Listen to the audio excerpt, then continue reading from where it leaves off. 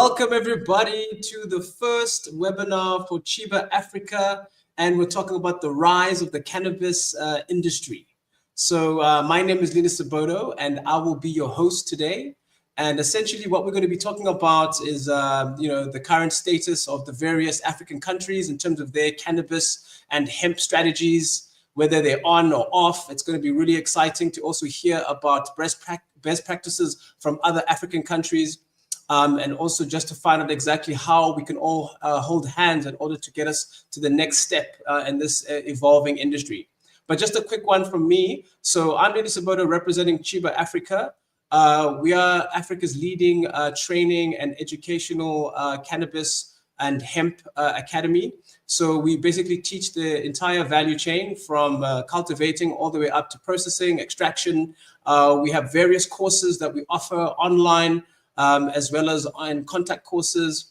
We also have a consultancy which deals with building hemp farms and also medical facilities. And we have a great interest in this industry, and we've had quite a lot of interest from the rest of the African continent.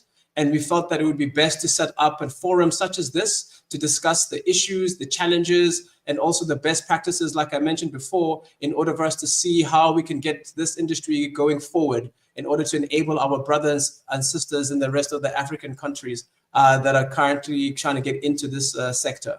So without further ado, I'm going to introduce my CEO of Cheeba Africa, Trenton Birch, who's just going to give us a quick rundown of a presentation just to sort of set the tone of getting us into the space. Trenton, please, if you can come on.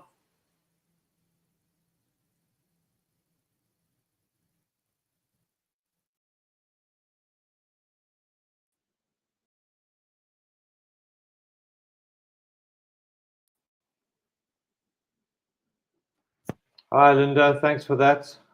Just getting the presentation up, and I just want to shift myself over there. Good evening, everybody. Thanks for joining this webinar. We've had almost 1,000 people register for this webinar, and we ran a similar webinar 3-4 years ago and had like 150, 200. So we can see that there's a lot of interest in the space at the moment. So we've been at this for a long time. We're going on 6 years. We've been very deeply buried in the industry, and what we've done is also traveled a lot into Europe, into the States, to try and figure out what's going on in that particular market, and also try and figure out how we can create a continental competitor strategy. How do we actually take our rightful place in this industry? So I'm going to take you through a few thoughts that we have in terms of what we think needs to happen. I mean, first of all, why is the African continent important for cannabis? These are some of the reasons that we believe. Job creation is an obvious one. Any sunrise industry creates jobs and generates revenue. So those are two massively important things. Improving our population's health. In 2019, South Africa, for example, was voted the most unhealthy country in the world. We know that we have a food crisis, and a lot of the food that we are consuming is not good for us. There's also the sort of medical side of cannabis. So there are many ways that cannabis can improve the African continent's population in terms of health, contributing towards the United Nations Sustainable Development Goals. We need to play our part, and hemp and cannabis tick a lot of those boxes. We also need to prevent the colonization of cannabis. We can't have what's happened with other natural resources over the many decades. We need to make sure we're not exploited. We also need to work on reducing the consumption of pharmaceuticals, addictive pharmaceuticals that are not good for us. And then the other one, which I think is important, and I'll unpack this in a minute, is reducing alcohol consumption. We know that alcohol causes a lot of issues across the continent, and it's quite interesting to see how cannabis is taking its space. These are some interesting facts from the States at the moment. 73% say that cannabis is healthier than alcohol. That's the general consensus at the moment. 62% will choose cannabis over alcohol. 57% have replaced alcohol with cannabis, and 40% say they're likely to stop drinking completely. So that just shows you there's a massive shift from alcohol to cannabis. And then if you look on the right there, 51% of consumers have replaced at least some of their prescription medication with cannabis. So this is just demonstrating the size of the market and the market potential and where it's moving. And then the other thing that's important to understand is that why does Africa matter in the grand scheme of things? Well, first of all, we have a lot of legacy. Certain countries in Africa, South Africa definitely being one, Malawi, countries like Morocco have been well known for exporting volumes of cannabis into the international market in the illicit market and other African countries as well. We have great climatic conditions across the continent. Our land is affordable. If you look at the price per square meter of land in Africa compared to the Americas and to Europe, it's not even comparable. We have a relatively low cost of labor. We also have some incredible landrace genetics. So we have a lot of good reasons as to why we should be a major player in this industry. There's also the big conversation going on about indoor and outdoor. That's a whole other conversation that I won't get into now. But if you look at this is from Forbes magazine, the Colombians at the moment are cultivating outdoor cannabis for 6 US cents. When you're cultivating indoor cannabis, they've got the ratio there of 149 to 236 in terms of dollars. So while at the moment there isn't a big acceptance of outdoor cannabis into the European market, especially because of Big Pharma, we really believe that there's a future for outdoor cannabis. We just need to navigate and figure out how we compete. Another interesting slide from Prohibition Partners. What's interesting about this is that the African continent is the biggest consumer of cannabis. Obviously, the illicit market is massive here, but from a consumption level, that for me I see as an opportunity. How do we take that and formalize that market? How do we bring it into a compliant, regulated market that protects people? So huge potential in that space. And then these are just some of the African countries in terms of the use. The Nigerians are by far the highest users, but almost 15 million users, and then different iterations across different countries. So the market is already there. It's not like we don't have a market for use.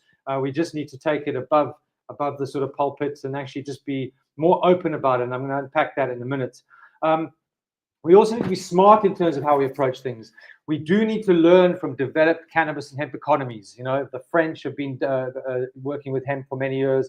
The Chinese, other countries in Europe, the Americans also been growing obviously large volumes of cannabis. So we need to learn from those people and make sure we don't make the same mistakes. We need to partner with companies from the international market. We just need to make sure that we maintain control and we lead this. And we must work to add value to the raw products and not just export raw flower. We need to convert the flower into oils and vapes and capsules rather than exporting the raw flower, and then the value add happens in other territories. One thing I want to stress, though, is without open local markets, we're never going to be able to compete internationally. We need local markets that have legislation that allow small enterprises and businesses and entrepreneurs to create local markets and local brands. If we have to focus just on offtake and selling our product into the international market, we're never really going to get out of the starting gate. Also very important to remember that South America is probably our biggest competitor at the moment. I heard recently that Argentina put about $120 million into the cannabis industry. They obviously have a deep legacy. Places like Colombia, Mexico have been shipping tons of cannabis illicitly into the North Americas for decades. So they are already in the game. They can compete with us on price. They're moving very fast. It's important that we don't sleep. Time is of the absolute essence for this, and I say this continually. As an African continent, we need to wake up and we need to embrace this opportunity properly. Otherwise, we're going to lose that competitive edge. In terms of the marketplace at the moment, we mustn't forget that we are at war with big pharma, with big tobacco, with big alcohol, with the cotton industry, the cancer industry. This is such a disruptive industry that there are lots of different industries that don't want to see it come online. So at the moment, our local markets, South Africa being an example, the only way that we can get medical licenses is if we have an offtake, which is completely ridiculous, because what about providing medicine for our local people? And at the moment, you cannot ship any cannabis into the EU without it being EU GMP certified. Our personal opinion in Cheeba is that EU GMP for a plant is completely ridiculous. It has been put in place by Big Pharma to keep as many people out of the industry as possible. And what we do at the moment, SAPRA is our regulator. We get a GMP license. Then we do what's called greenwashing. We ship that product into Macedonia, Israel, and Portugal, and there's a few other countries. And then they process that through an EU GMP facility. We think that that's a completely ridiculous way to do things, but that is the way things are being done at the moment. We think that there is a future where things will be relaxed, but right now, that's the game we play. So without local markets, we have to take into consideration what international markets are doing. There needs to be a shift from exporting and fostering local markets. And then the other thing is, why are we growing medicine for the international market but not our own people? You know, I mean, the amount of patient access in South Africa is a disgrace. The amount of patients that are being given access to medical cannabis is way too slow. If you look at Israel, the UK, and Australia, and Germany, it's moving at rapid speed. We're talking hundreds and thousands of patients, where, you know, you can count them, you know, in the tens of thousands if we're lucky in the country at the moment. And again, that is the likes of Big Pharma trying to slow things down as much as possible. But we need to be able to grow medicine for our own people that's at an affordable price. Let's just talk about market segments as well. I think it's important to understand that when we talk about medical cannabis and then adult use or recreational cannabis, you can't just simply divide those two. What about health and wellness, complementary medicines, traditional medicines? Those have nothing to do with the pharmaceutical industry. If we're taking something for, you know, cancer, epilepsy, really serious ailments, it's then very important that we have consistency of product. Then EU GMP has a validity in terms of making sure everything is very consistent. But when we're talking about general wellness, we're talking about sleep, anxiety, muscle pain, we can use the whole plant. And those stringent pharmaceutical protocols have been put in place, we don't feel are relevant. So at some point, we need a section underneath medicine, which is less regulated and a lot easier to manage. There's also the argument about hemp. Hemp, again, is a Western word, which is basically based on the THC levels and then how it goes downstream into the market. We talk a lot in South Africa about changing the hemp and calling it industrial cannabis, where we actually have you know, cannabis with which is all used. You know, the flower goes one way, the stalks and the leaves go another way, rather than have this kind of Western ideal because of prohibition. So those are also things that we need to consider. The elephant in the room, of course, is recreational cannabis. We have very conservative politicians. We have conservative people. You know, the Americas have been, you know, the USA has had medical cannabis, recreational cannabis for a long time. And there, you know, there have been no negative side effects or no negative sort of connotations to communities and stuff from that. It has worked. It's worked in Canada, but we still refuse to talk about it, which I don't think is what we should be doing. If we look at some of the stats, and these are some stats I drew from Prohibition Partners, if you look at the increase in medical cannabis over the next few years, you're looking at a 41.5% increase. If you're looking at the recreational market, you're looking at a 218% increase. And this is obviously based on lots of different factors. The market is shifting and changing, but these are the predictions. So any African country that is not considering recreational cannabis is not serious about the cannabis industry, because ultimately we need to be able to export low cost, high quality outdoor cannabis into the international market to compete with price and bring money back into the continent. So I think that's something to consider, and hopefully that's something we can unpack with our guests as we go through the session. How we win, a few points on that. Speed, we need to move now. We cannot wait another year, another 2 years. The international market don't care about us. You know, we need to be at the forefront of this, so we need to be agile. We need to create local markets with local situations and ignore what's going on internationally to some degree. Open the market up. Let's not be afraid of cannabis. No one has died in the history of mankind from cannabis. Okay, it is not physically addictive.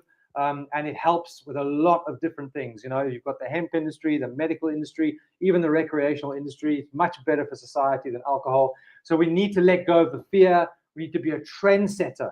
We mustn't follow the international market. We need to be a trendsetter and get away from this colonial way of thinking and actually build strong connections between the different countries to build a proper continental strategy. And then just lastly, just a quick plug, we're doing this that Cheeba Cannabis and Hemp Summit in collaboration with the Expo, which takes place in May. This is going to be an amazing event. You know, we've collaborated with the Expo, who've been going for a long time. So there'll be lots of conversations, obviously, around what we can do in Africa and how we can create a country competitive strategy. We believe deeply in this industry. We believe it's a massive opportunity for our people, but we need to put things behind us and move forward with positivity and embrace this now and not wait another 5-6 years, because we will lose the competitive advantage. And that comes from many years of the industry and seeing what people are doing internationally. So thank you so much. I hope you find this webinar useful, and thank you for supporting Cheeba. And yeah, over to you, Linda. Thanks, Trenton. Thank you so much for that riveting presentation. It's actually the first time I've actually seen that one. So I'll be stealing that from you for our next events. Wow, I hope you guys got some insights into what's happening into the international market, and then also what are some of the challenges people are having. But as you can see, it's lucrative in the sense of getting things right in terms of your policies. And I think those are the things that we're going to basically discuss right now. So if I can please call to the stage Zambia, Botswana, Kenya, and Rwanda as a belief.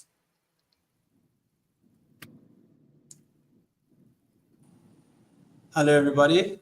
Look at that guy. Hi. Hi. Cool. No. Have you seen? Yeah, that's a very.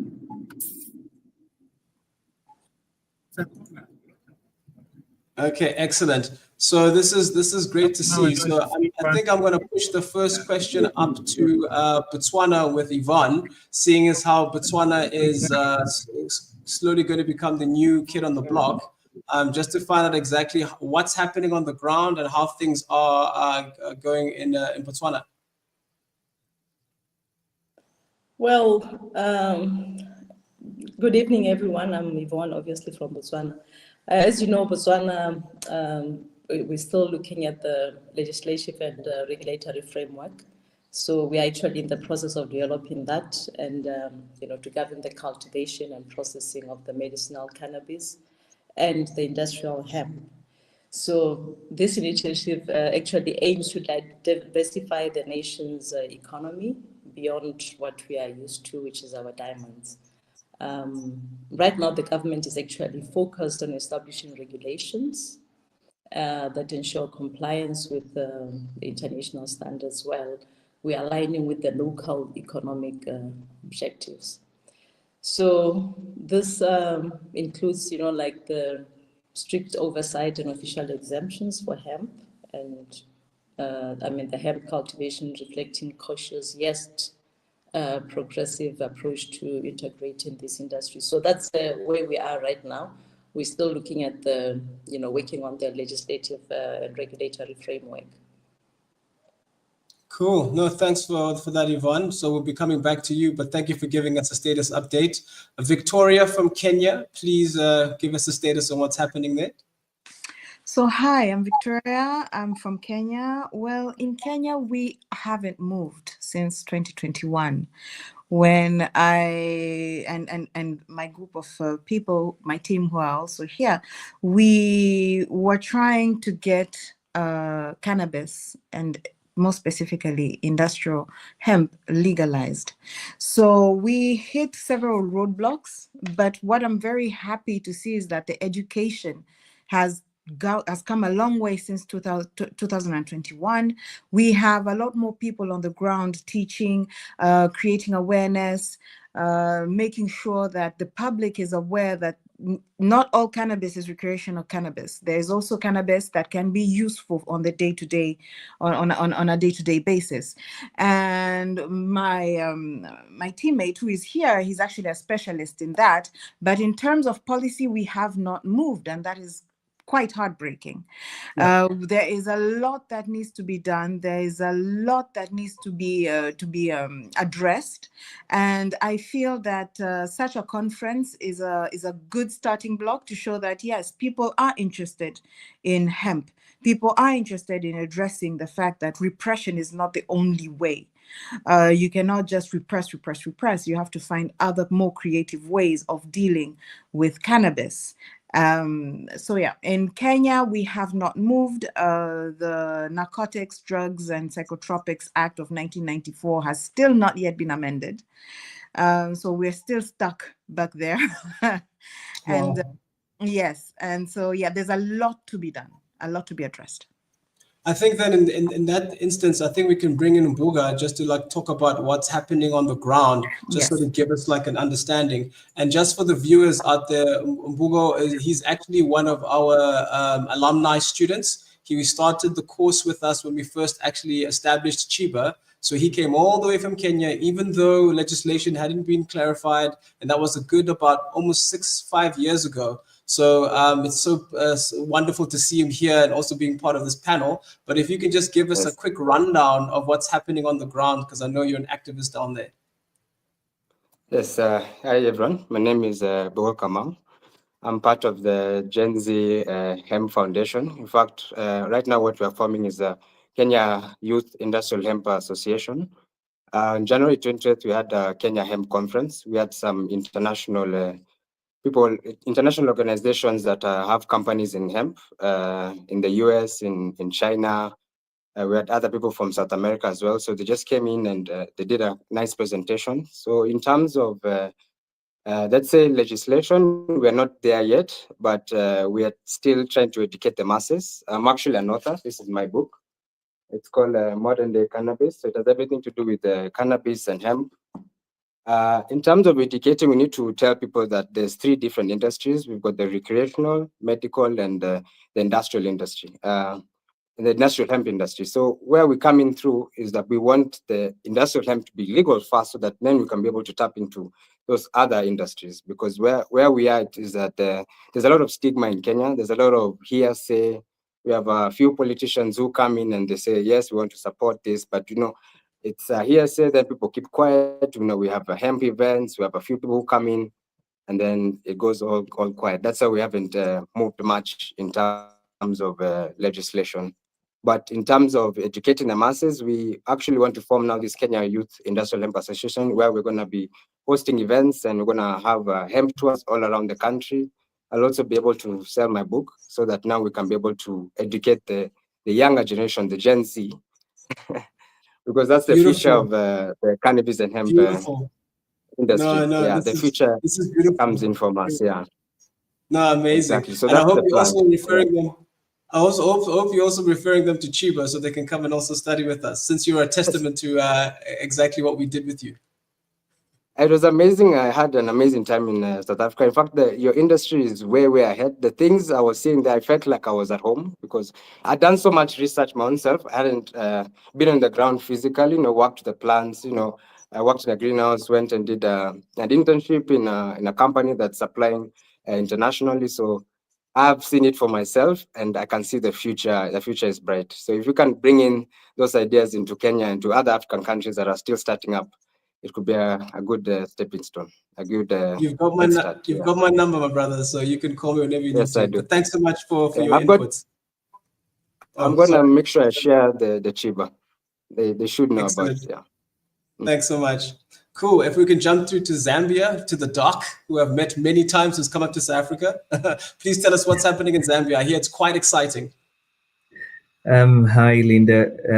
Thanks for this opportunity. Yes, Zambia is now online. We created the laws. Obviously, our past Dangerous Drugs Act was inhibiting the growth of cannabis. So we have 2 acts, the Cannabis Act and the Industrial Hemp Act, to separate, and we clearly defined both species of plants so that there is no confusion for the clients and for the would-be growers. As we speak, our ministry, I'm part of the Ministry of Health and I'm leading the board. We have signed our commencement orders, and very soon we'll be taking in applications to everybody who wants to participate in the industry. So it has been a long road, so to say, getting buy-in from the political leaders, and we have the full support of government in terms of implementation. Obviously, the biggest thing we need to do now is to educate the people and the users, and make sure that people do not perceive cannabis as an enemy, and to understand that it's an industrial crop, and you have the medical side and the recreational side. For Zambia, we have specialized in 2 areas, medical cannabis and industrial hemp. Obviously, later on, the recreational part will come in play, but having those 2 will really help boost our economy in terms of revenue, and obviously creating an industry that will create jobs for our people here in Zambia. Awesome. Thanks so much, Doc. And then Rwanda, Obong. if we can have you just rein in there. If you can put on your camera as well, please, so we can Yeah, see. please. I'd beg to leave my camera turned off. Just I got into something I had to resolve very quickly. Oh, okay. Yeah, but I've been listening in, and I mean, I'm just really excited to see what's happening across the continent. On the Rwandan end of things, the government has sort of taken a very structured approach, a very strict approach, where um, firstly, there's a legislation, but strictly for medical and export purposes. So there is really nothing that sort of, I mean, allows for local, consumption and stuff like that. But they've also taken a very structured approach where, there's a consultant and, very limited number of licenses sort of issued. I think about 9 of that. And it's literally a sort of public-private partnership type of thing where the government is fully involved in, setting up the industrial park and, just ensuring that the product is sort of farmed properly, but doesn't leak into the local population. It's sort of taken a bit longer, just because of some constraints with financing on the government contractors end.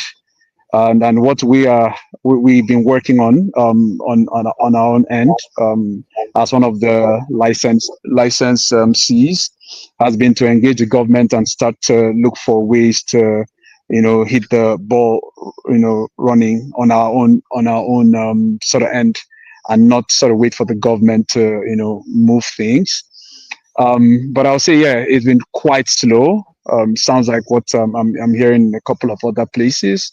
And we're just really hoping that this year, we'll probably start farming and just, get things running as quickly as possible. So I think that's really about it for what's going on the Rwandan side of things. Yeah, we were quite excited initially when we started speaking to you guys. I think it was last year, and it was quite interesting to hear about these industrial parks, and that the government is actually looking at, I think, subsidizing you guys in order to get started. And then setting up that sector. Yeah, no, I think it's progress, regardless whether it's slow or not, because government doesn't move as fast as lightning. But as long as there's legislation which has been laid down, and then facilities for people to be working on. So I think the thing I want to really touch on with the developments that are happening now, what has been a winning strategy? I know Kenya, you're still lobbying and trying, so you've got quite a few difficulties. So maybe here we can have some insights. I think I want to go through to Botswana. Botswana, how were you able to turn? Is it because of the new legislation, the new dispensation, new president, etc.?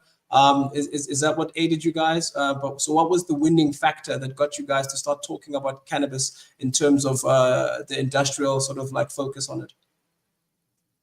Well, obviously it was our president. As you know, we have a new government or a new regime. He's been talking about this while he was on the other side. And there's a lot of excitement in the country because, we've been reading about it, that, continents like America, they are making a lot of money out of that. So this is something that we are really, ready for it. We're just waiting for the right time for the legislation to go through, and then I think we'll be on the ground. We'll hit the ground running. Excellent. Just as a follow-up question, I think when I go to Zambia, in terms of the African strategy, I get the feeling that there isn't one as such, as a unionized sort of approach, because many of the African countries that I speak to on a regular basis, because I run the business development side of Cheeba Africa, and a lot of the times it seems like we're all operating in silos. But then with you, Doc, you came through here a few times, visiting the expos and getting some insights. And it seemed like your government was rather quite fluid in terms of your approach. And you being a young person, because I know I'm older than you, and you know that, how were you able to get them to understand medical cannabis and then also the sort of benefits that it would have for people, but then also start to put it together as an actual legislative approach? Because I think that's the real thing, because now you were actually instrumental in the policy making. Can you just give us some pointers for that, youngster? Okay. Thanks a lot for that. Our approach, I'm part of government and a practicing medical doctor in the oncology department, and my understanding of the use of medical cannabis in oncology had something to do with it, and we had to start from the bottom um, top approach, where we had buy-in from the people themselves, and we have an active, youth sector, so to say, and cannabis has been part of our society for a long time. So we just had to bring heads together, bring our Royal Highnesses in together, and also, the technical people, the Ministry of Health, Ministry of Justice, and understand the lacunas or the challenges the laws had. I was sent on a quest to visit countries that were ahead of us, like Lesotho, South Africa, and bringing all the legislations, and then adopt the merits of their legislations. And lo and behold, we were able to draft our own from picking on the merits. And obviously, my job was to go into Parliament. I debated in Parliament, and our Parliament approved all the acts. So it was new act. So we had to start from scratch, rather than relying on our old Narcotropic and Psychotropic Act and our Dangerous Act. We had to repeal all our acts and create new acts that will enable the trade of cannabis easily. Yes. So basically, education is a key for cannabis. We need to educate our population on the benefits of cannabis, because the majority of the population have a misnomer of cannabis, and usually as you go and present it in the higher authorities, obviously they fight you. But once you approach it in an educational basis, have workshops and lectures, and do obviously site visits to countries that have done it before, people open up, and you find you have a lot of buy-in from your politicians. So right now, as we speak, Zambia, we have all our paperwork ready, and we'll be planting our first seed. We'll be opening our cannabis clinics, our cannabis shops, and people coming, and we're opening up a cannabis school. It's very essential to teach people on the correct use of cannabis. So I think it's a holistic approach that made it happen for Zambia. Wow.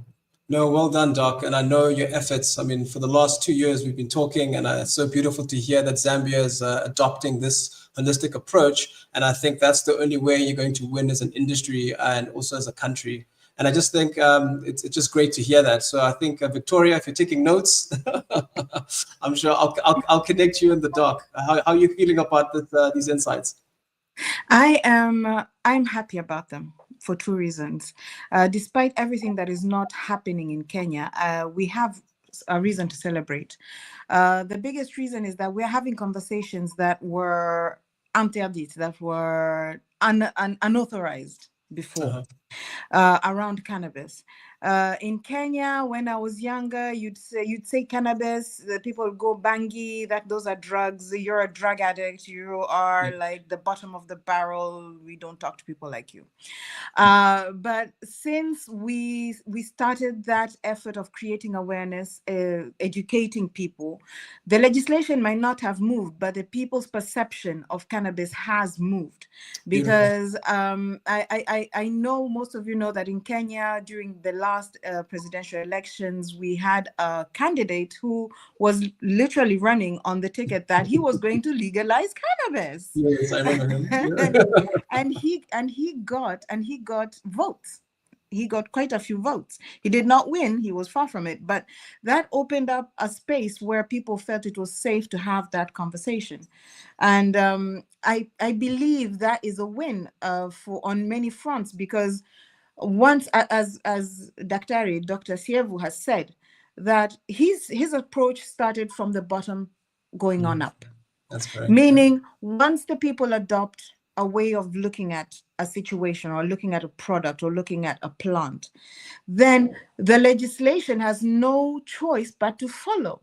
So the more people are educated, the more people are aware of the differences, the more the government and its policies and its policymakers have to adapt to that change of society. And that gives me a lot of hope. That gives me a lot of hope.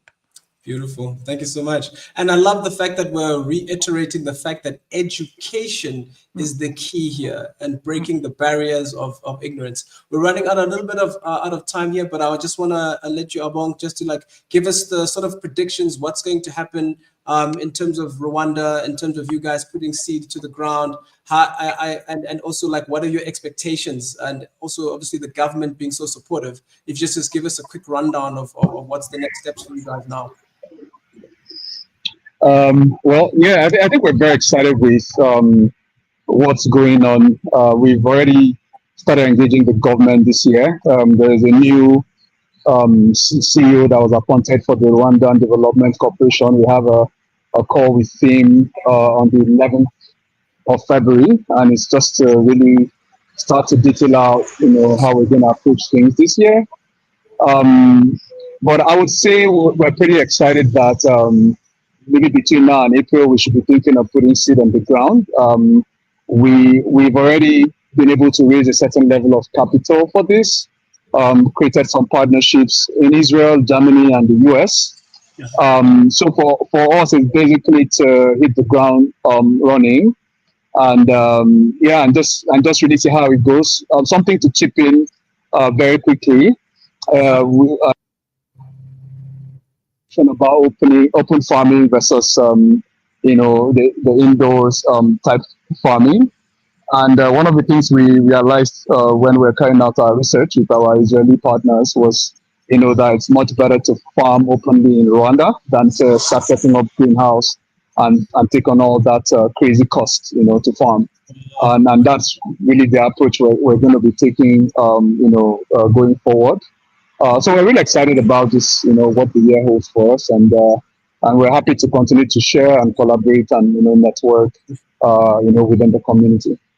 Beautiful. Thanks so much for that. And it's very inspiring, guys. I mean, for us down here in South Africa, as you know, we've been pushing this train after Lesotho and Zim. And it's just beautiful to see that there's just so much more development happening, and hopefully we could all hold hands. So I thank you all. But before I go, since we're discussing education, there's something special that we have launched in order to support Botswana and their initiatives of getting this industry up and going. If I can just please see the scholarship. We have a scholarship. Yay, there we go. So this is a scholarship opened up to the Botswanian people. Essentially, if you guys can just, go to our website, and then basically provide you with an opportunity. So Sister Yvonne, that's for you and your people. So please let them know and shout it out loud. And please tell the president that we're in support of Botswana coming online. Thank you so much. Thank you so much, Linda and Cheeba. Excellent. Cool. Thanks so much. I think now it's time for us to get into our next segment where we're going to discuss the existing African countries that actually have been exporting and have been working in the space. So please, if we can have Uganda, Zimbabwe, Malawi, Lesotho, and Ghana, please.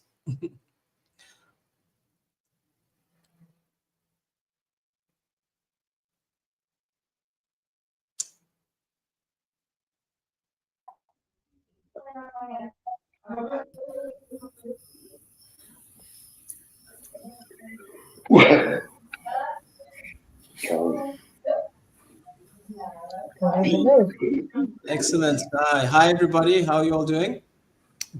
Yeah, we are good. Linda. How are you? Thank you. Good.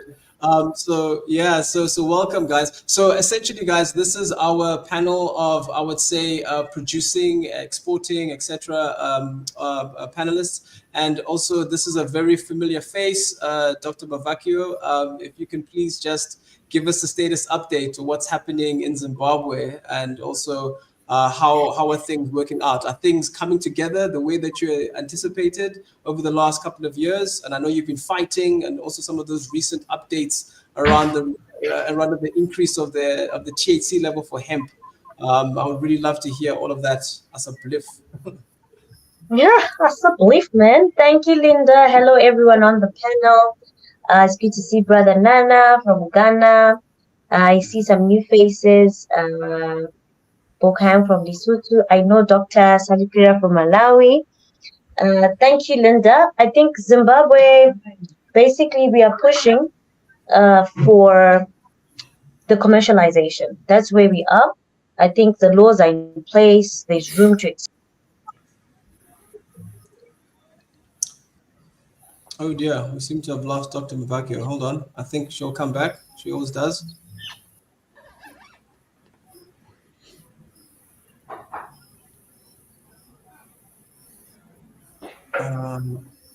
Yeah, no, it seems like we've missed her. So if we can go into Dr. Salapira from Malawi, if you just give us the status whilst we get back the doctor back into the room. Okay. Thank you very much, and good evening. As for Malawi, we are one of the new players in the industry. Joined in 2000, in the year 2000. That's when our regulations were passed, and then we have an act.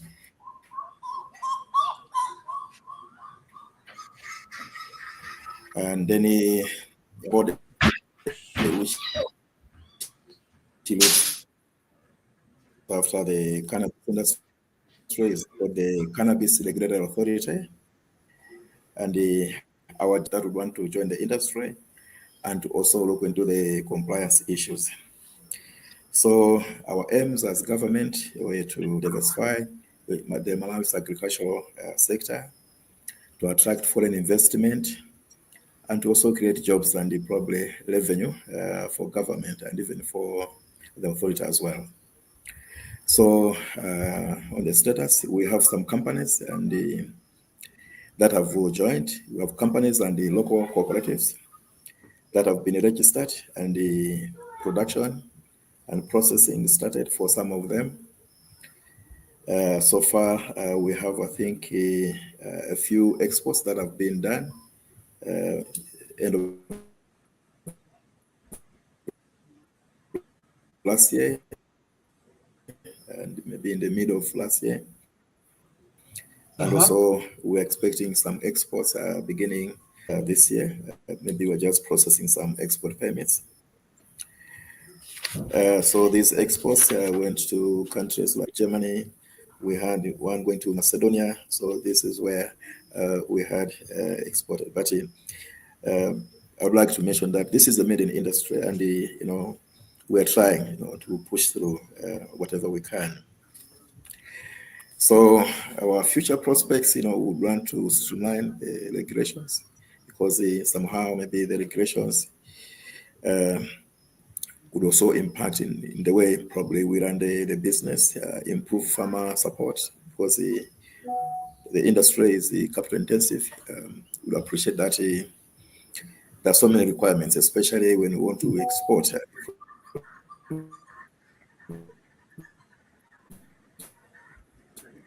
Maybe some medicinal kind of local farmers. Actually find Sorry, doctor, can we just? Sorry, doctor, if I can just stop you there. They need sorry, doctor, if I can just stop you there. Government and other publicity.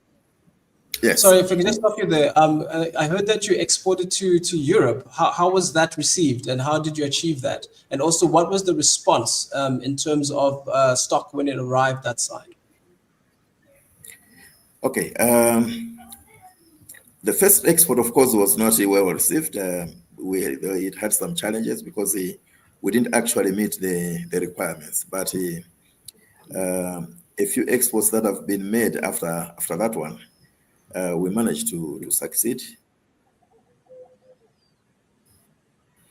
It's a challenge, let me say that, because Europe is asking for a lot of certification requirements. We have the GSCP, which is the Good Agricultural and the Collection Practices. So they would want to ensure that this process has been done, and in some cases, they would even come to audit some institutions to see that they comply with what they would want. And there are other issues like the quality issues now, apart from the certification requirements. The product must be conforming to the requirements. It must not have molds, levels of heavy metals and the like. All those things must be kept to the minimum according to the requirements. So yeah, I'm happy to report that yeah, there are one or two companies that are currently probably complying to these requirements, and this is why we are saying that at least an export has been made to Europe. Amazing. I think that's a great testament to see how you're progressing. And then also, I think it's important to also note that, because then best practice is really important. And we're going to ask for you to share that knowledge with the rest of the African continent, because we're all basically in the same game. And I think it only works better for the rest of the continent to work together so we can have that African cannabis brand. So thank you for that. Dr. BK from Lesotho, Ndat, how are you?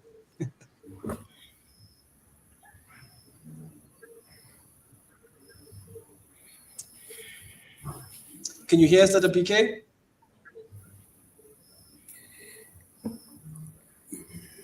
Shim, I think he's got a bit of a, can you hear us? I'll just try again. It seems your connection is lagging a bit. Okay, we'll come back to you quickly now. Branana, we'll give BK, Dr. BK a little bit of a warm up there. If Danana from Ghana, if we can quickly just hear your status updates, because I know it's been a lot of frustrations on your side. So if you could just give us unpack some of that. Thank you very much, Linda, and a good evening to everyone on the platform. Yeah, it's been tough. It's been tough in Ghana. Yeah, I don't know if everyone can hear me. Linda, can you hear me now? Hear you. We can hear you. We'll just come back to you now, Dr. PK. We're just quickly going to Ghana now, but we'll be back to Lesotho. Don't worry. Yes, the word education has been very, very important because, as your CEO mentioned earlier on, the colonial mindset or the neo-colonial mindset is something that is deeply embedded within the leadership when it comes to the African continent, and to try and rinse their mind free is a terrible thing. It's a terrible task to undertake. We've had lots of paid professionals in the medical fraternity talking about the consumption of cannabis and how it will you will develop psychosis and things like that, which is absolutely not true. But they've been paid to say this, and to be honest with you, they've got the platforms to say it as well. The platforms that penetrate even into the heartlands of Ghana to convince people that this is true. So we've been working against those forces, and to be perfectly honest with you, I think we've succeeded to a certain extent, because now things are turning slowly to a certain extent, because now things are turning. I'm getting a bit of a feedback, but it's feedback. Maybe that's on my side.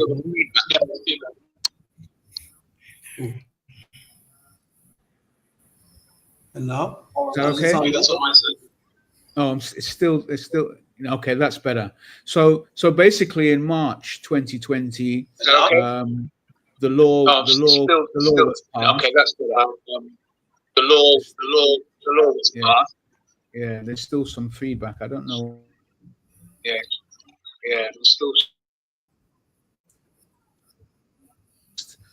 In May, it received presidential assent. Now, we at Empire Agri Ghana Limited, we provided them with a draft of the legislative instrument, which they took 3 years to do a cut and paste job to try and make the document their own. Eventually, in 2024, that LI was published, and now it was left for the charges to be approved. But that was coming up to the election, December the 7th. And so a couple of months before that, both parties were infighting and what have you. And, we couldn't even get Parliament to sit to even agree what those fees were. They tried in the beginning. And could you believe they were talking about charging a cultivation fee of $45,000 per hectare? It was absolute crazy. And they wanted to charge even $2 as an escort fee when you were transporting the hemp from wherever you were to the harbor. Absolutely ridiculous. Well, we broke the story and they had to quickly retreat because, essentially what I see about how our leaders here is that they don't want the participation of the indigenous people, and that's so terrible. You know, being in government, you make so many links and that with people outside of the continent, and they're very affluent people that really all you want to do is deny the participation of your locals, bring in the foreigners, because of course they come with suitcases packed with US dollars. And you can buy you can buy another 3 or 4 or 5 houses and a couple more Land Cruisers, and they seem to care more about that. But we've broken the yoke on that by exposing them with the fees and charges, and now the fees and charges have to be relatively accessible to all, so that basically the entrance into this market will be a flat entrance that doesn't deny anyone who wishes to participate the opportunity. We've yet to export, to be honest with you. Anything we're doing at the moment is against the law. And we try not to be against the law, but we do have some people who are still doing it because the trade has been going on for a very long time. And so, you know, countries like Nigeria, who we know are the largest consumers, they come to Ghana for marijuana. They come on a weekly basis, a regular basis. So there's still things happening out there in the bush, so to speak, but we're not partaking in that because we're waiting for our license. And so after the general election, the government was changed. The National Patriotic Party, they were switched for the National Democratic Congress overwhelmingly by a majority of like almost 2 million. And so in Parliament, they don't even need the opposition because they have a quorum for business. They can do everything themselves. We've had a series of dialogues with them.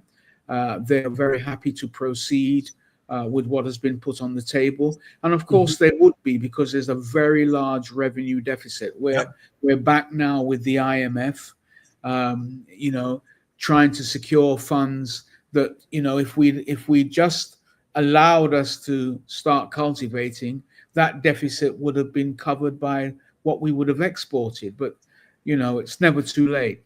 So that is where we are at the moment.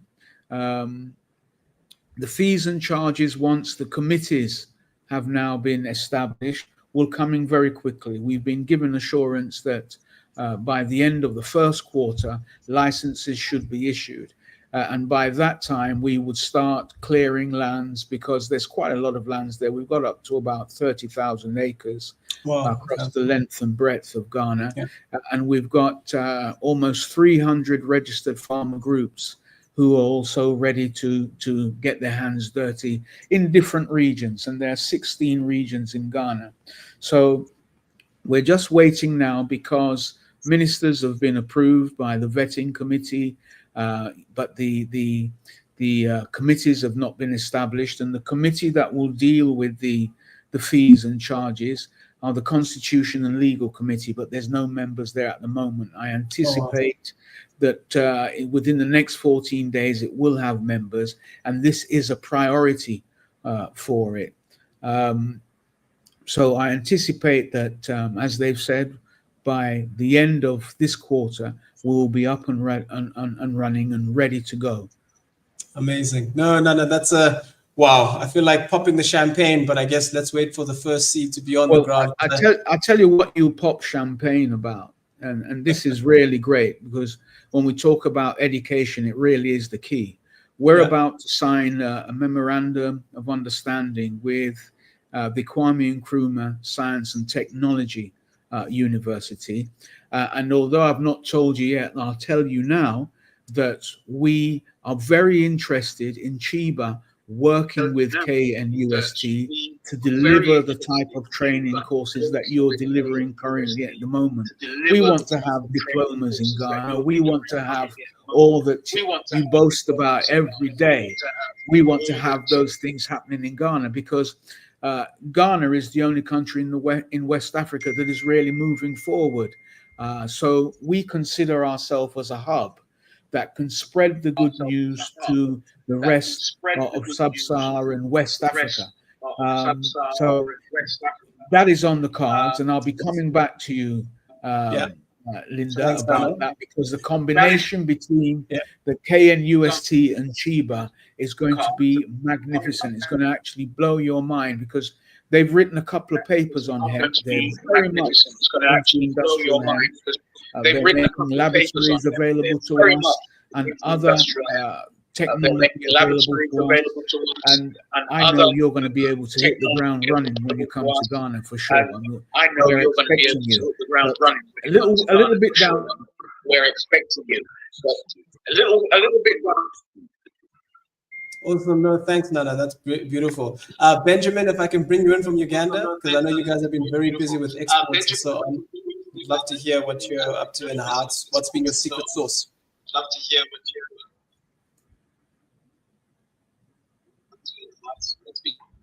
your secret sauce.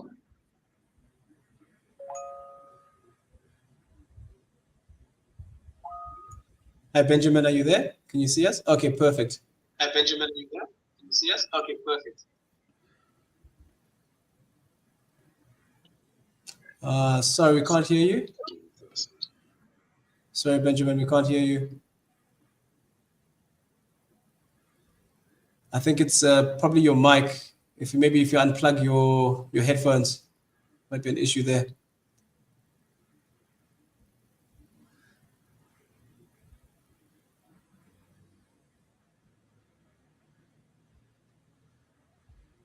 And now you can try.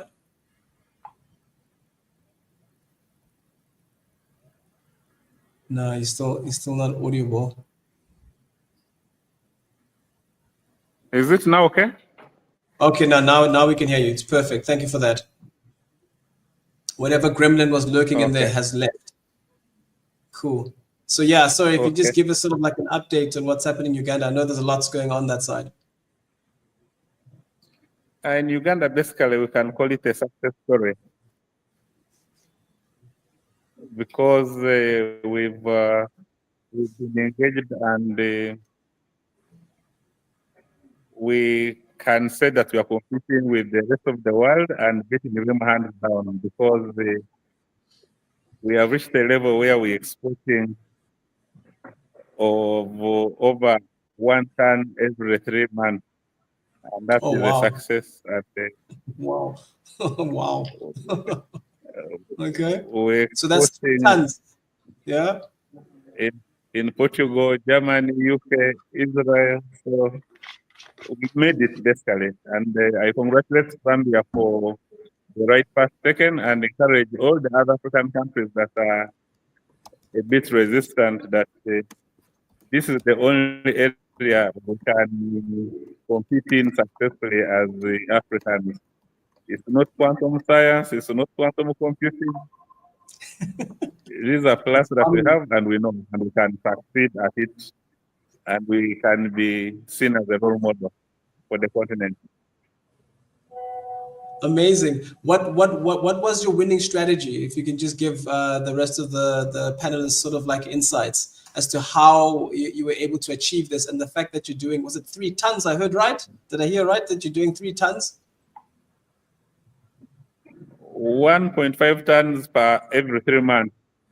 Oh, okay. Wow. Okay, please tell us, what were the insights? Was there education involved in that, or was it purely just luck? It's not luck. It's basically putting the right things into practice. For example, when the mindset of our own people delayed to adapt, we decided to implement the EU GSP policies, and the moment we implemented, we could compete anywhere in the world without waiting for our own, because they are a bit slow. Now that we're a success story, now they're also learning from us with the different government departments. No, that's great to hear. That's great to hear. So if I think Nana, if you can come in there and just also like give us sort of like insights, so that we've lost some of our panelists. So if you just keep the conversation going, what do we need to do as an African nation in order to have an African strategy. If we're having this great sort of success with Uganda, clearly we have the ability to produce good quality international standard cannabis. Why is it that we don't have this, segment in the AU, in SADC, etc.? What is that still need to be implemented? So what are the sort of drawbacks? Because a lot of the times that what we're hearing is that there's a lot of countries, especially from the West, coming in and sort of like bullying us to like abide by their sort of standards, buy their seeds, and use their strategies. So how is it that we can, as Africans, sort of unify and create that standard for ourselves and start dictating our standards to the rest of the world? Like how is that going to be achieved? Is there a way? Is there talks? Because we're sort of not sure as to what's the sort of like the next steps around that, if there are any such talks. Oh, well, there's. I mean, look, Linda, just look at this platform. I've not seen so many countries on the continent come together like this before, and this is a first. And I think this answers your question succinctly. I think far from just having this platform and then us all going back to where we are and doing what we're doing, you must ensure. And I want to place the burden on you. You must ensure that we're talking now almost every day. There must be an international platform where we all come together, and there are other countries as well that are, fighting the same cause. That if we find out about, we can get them to be on this platform, and we can work out a long-term strategy of engagement for off-takers abroad and even intercontinentally as well. I think you've started what you're asking without realizing, to be perfectly honest with you. Yeah, this is the perfect forum. We've got qualified professionals of all description here, and we're all involved. Okay, it's probably about 10 or so. We've got about 44 other countries to get involved. Some we know won't be involved because, the way the colonialists have created things, we are currently fighting wars against ourselves, needless wars that shouldn't be taking place. And that's how they distract us while they delve into our countries and lift the resources without us being able to say anything. So I think that what you have to do, Linda, is ensure that you put all of us together on one platform and we start talking. We have a pragmatic approach to how we move forward collectively. We should be able to set the prices of what our medical cannabis is going for, or our industrial hemp is going for. And no matter who they come to, they'll be told the same price. So they can't just pick us off, because at the moment, they can pick us off. If they come to me and they give me a price, they tell me a price, and I say no, they can go to Malawi, and perhaps Malawi might say yes. We have to nip that in the bud so that we're all singing from the same hymn sheet. It's not hard. It's not hard. This is the beginning of that, Linda. Trust me. This is the beginning, because I've heard so many positive stories from Uganda, Botswana, Kenya. I've not heard it before. So we must all come together now, irrespective of whatever stage we are at in terms of pushing our campaign forward. It doesn't matter. What matters is that we come together, we agree a strategy, we pursue that strategy right to the very end. And you'll see, we'll be like the oil giants. They have OPEC. You can't buy them, can you? They're all saying the same thing. So I don't know. We must have HempPEC or CanPEC or. I love that. Yeah, along those lines. It's hemptastic. Exactly. It can be done, and we can do it. And it's just the beginning of the year. 6 months from now, you'd be surprised what we're up to. Trust me. You'd be very surprised what we're up to. No, thank you, Nana. If I can quickly bring back Dr. Mavakio, she's decided to come back and join us. I don't know what forces were stopping you. We were just talking about unionizing the African sort of voice around the cannabis and hemp industry. And obviously you've traveled quite a bit extensively around the world, etc., and also around Africa, and spoke at many different platforms. So we're basically asking the question, are we ready for an African unionized cannabis and hemp conversation and platform? Thank you, Linda. I had actually left, just being prophetic, because I always kind of can read your mind. I'd left a video on WhatsApp, just maybe thinking I wasn't going to make it back, but I'm on a phone now, so I hope I'm clear and you can No, see you're me. perfect. Thank you. Yes, that's an important initiative. But as I highlighted, you'll see in the video, is that we need to respect each other.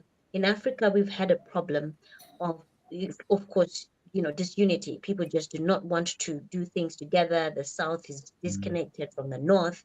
This has to stop. If we really want a robust cannabis industry that can compete globally, we need to not succumb to the divide and rule.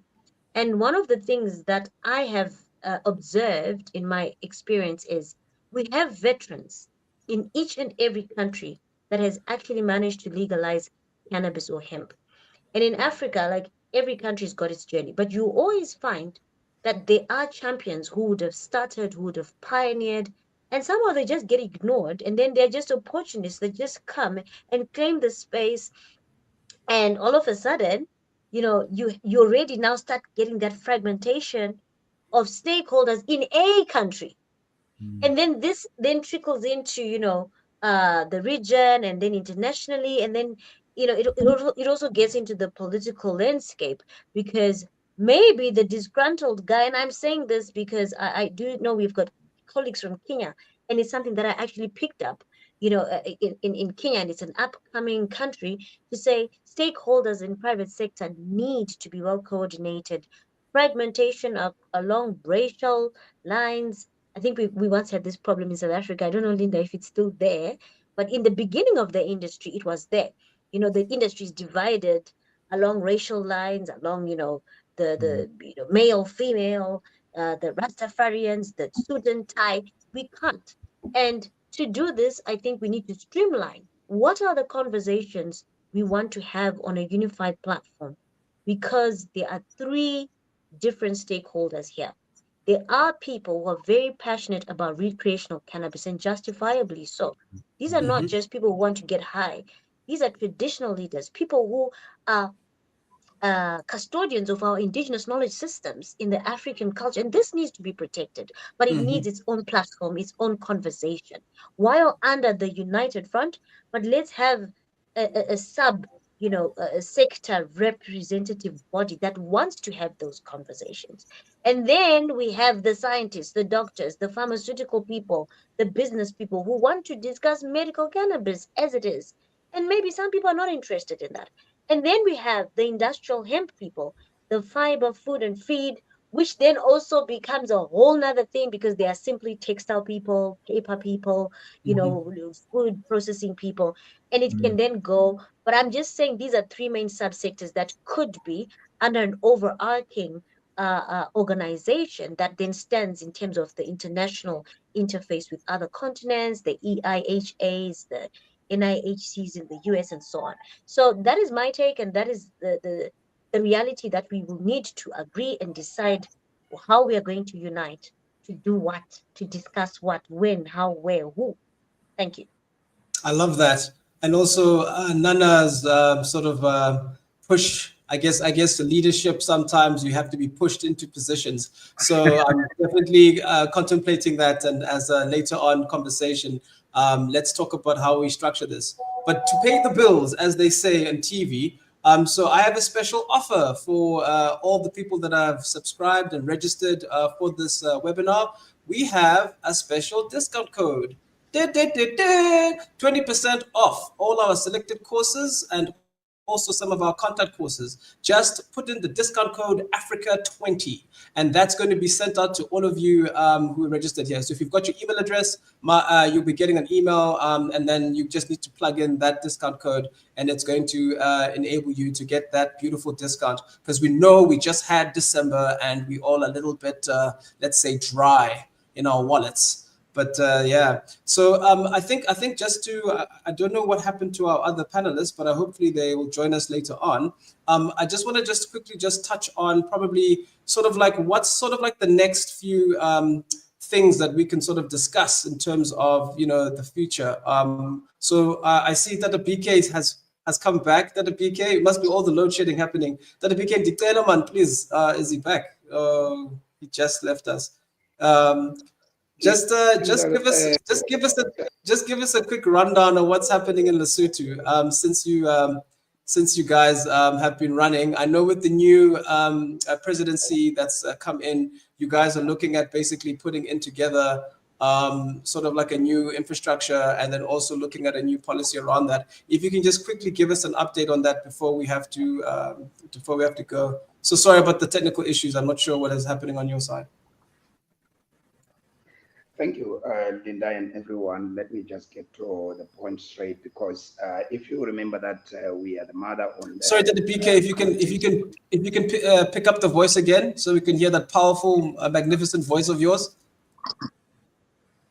Okay, Linda. I'm saying good afternoon to everyone. As you remember that we gave birth to the industry cannabis, and we found it on the 2013, and it took 5 years to be licensed and picking up the legislation and the information across the world, as we are the first to hit the ground. And we are busy now, as we have got a new government in place, only to strengthen ourselves, the policies, streamlining the licensing, and clear guidance and independent oversights that have to help the government, because the government itself, through the ministries and institutions, have got their own businesses, so that we are here as the ball players, and we need to shape up our marketing strategies, because it took us 5 years to do everything, and to get into export opportunities that are as not easy anyway. But we are now with the new minister at the Minister of Health, and we are starting now to inform the government at large that we need something like the legalizations and of some few things like EU's European Union demands as medical cannabis products that we have, or you remember, Linda, that we have got very clean sun and rain and everything that is the opportunity that we have. And the policies in place, and the learning of our people is necessary to be in place, and then the markets in Africa, because the problem is a problematic to export. You remember that we are a very small country, so that we have to start everything in the manner that everyone will benefit, even the small farmer. And we need the digital laboratories for the extractions and manufacturing. So we are looking forward to see our medicine registered, and that will give us a market in place in Africa. In as far as we understand how to use the cannabis to grow it, including hemp. And then you must remember that our country thinks of that the hemp is still cannabis. So I think as far as we are getting to get to market, to the market, we will generate revenue on our own, if we can get enough subsidies, whether we are advising our government to get in. Yeah, so we need to put the cannabis industry into the curriculum so that our universities can match with you guys as the academy we have in place right now.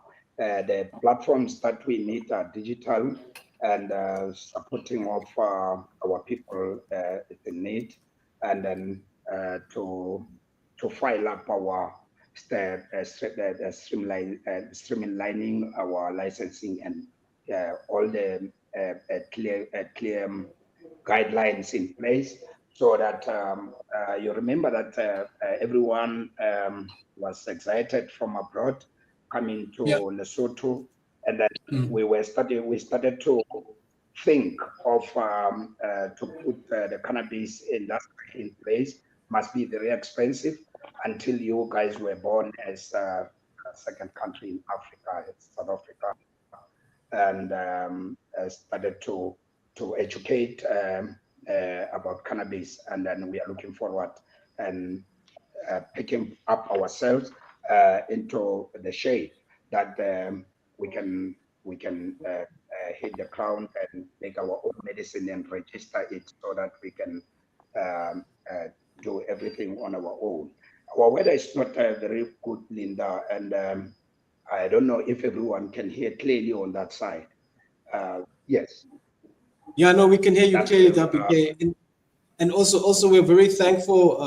We were also very thankful that you know that there's progress, and also there's that's happening. And also, if people don't know out there, also Lesotho was the first African country to come out with psilocybin licensing. So also WK was quite forthcoming. He also has a license for that. So we also want to go and do some training around that. So just another thing that we would love to just give, because we're givers.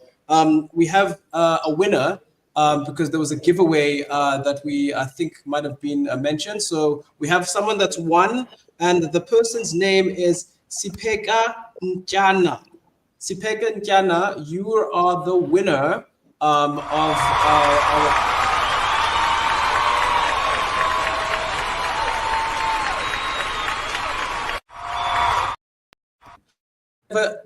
It's old, but maybe in the future we're going to have to change the hue of the people that are clapping. So yeah, well done to you. We'll get a hold of you on email. So I think just to sort of wrap up, if everyone can just give me sort of like your last sort of tidbits of what would you like to see in terms of the African vision for cannabis and hemp. And I can start. Let's start with Dr. Sanapira from Malawi, since he's back again. What's your cannabis dream? Sorry, we've got you on mute there. I think my team can take you off on mute there. Okay, so there we I go. think that my dream is to see the cannabis industry grow. Of course, we cannot do this as a single country, but we have to unite. We really have to harmonize some regulations, because sometimes within ourselves we also find problems, to access some important information and even sharing of products or sending of products across. Excellent, thank you, Doc. Don't know who you're beating there. All right, thank you. The dogs are troubling me. These are African problems. And Benjamin from Uganda, please, your African dream. I mean, you're killing it, as they say. But what are your hopes for Uganda and the beneficiation, and also as well as for the rest of the continent?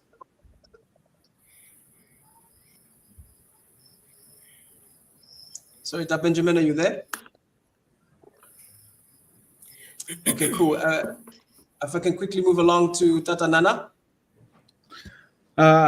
Yes, Linda. I mean, I'm looking a bit beyond just Ghana. And one of the things I think Doc mentioned about it, the South being divided from the North, the East being divided from the West.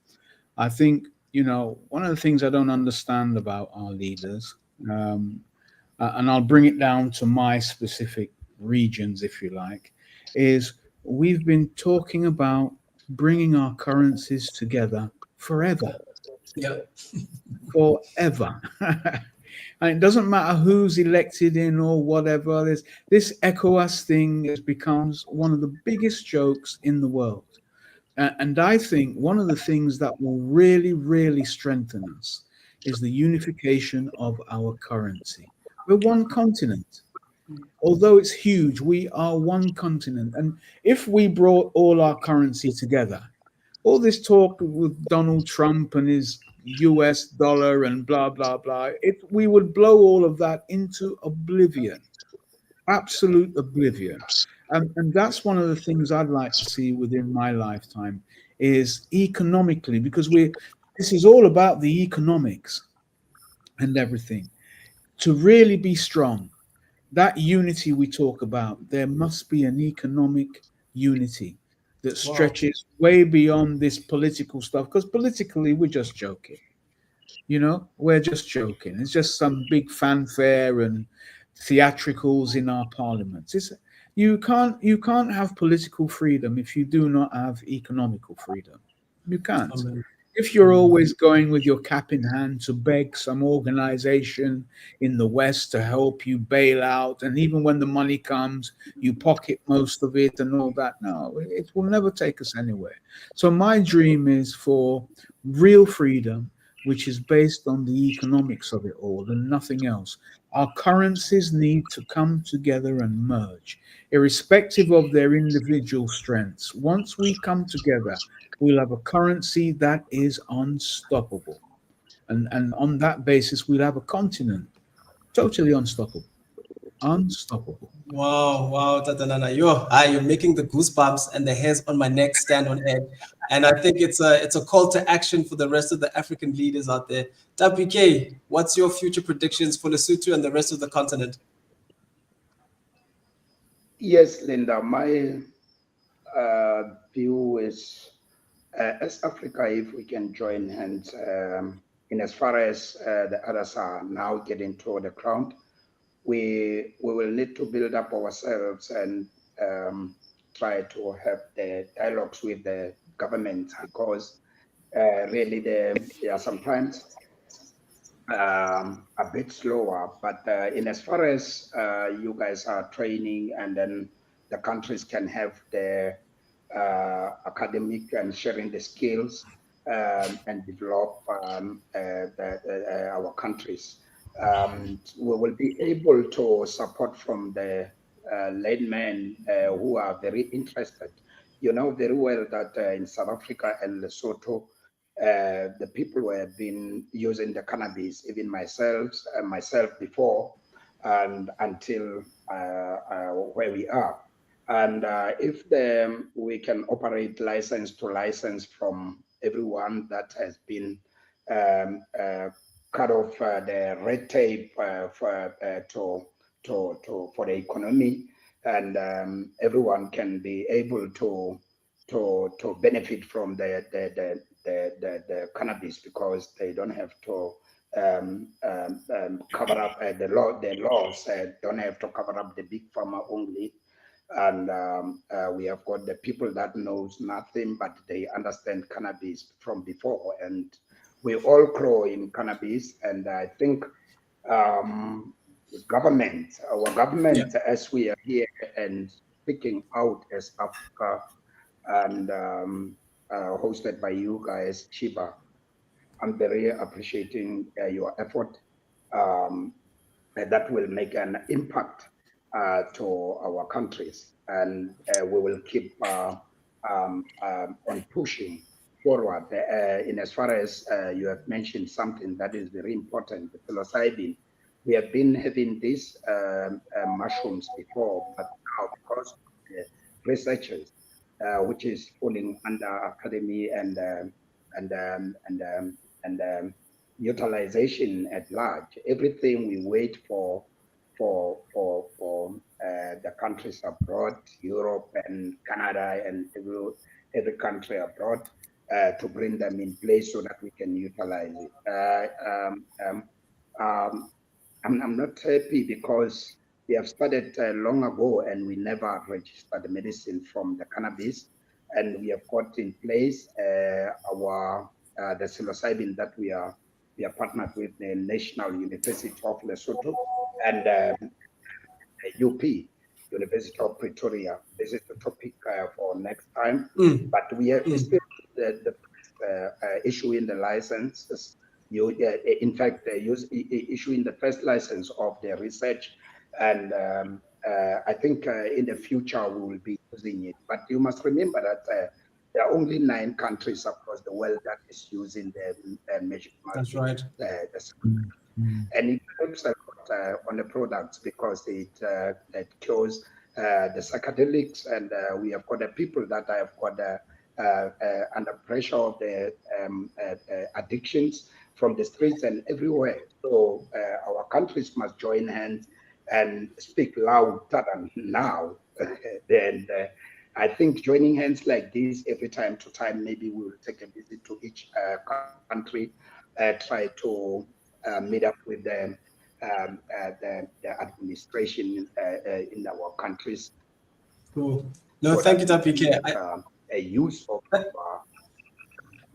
yeah. No, thank you, Tapike. I appreciate that. I see Dr. Zoe has joined us. I think you've already said your point, haven't you? You've already given us your African dream, haven't you?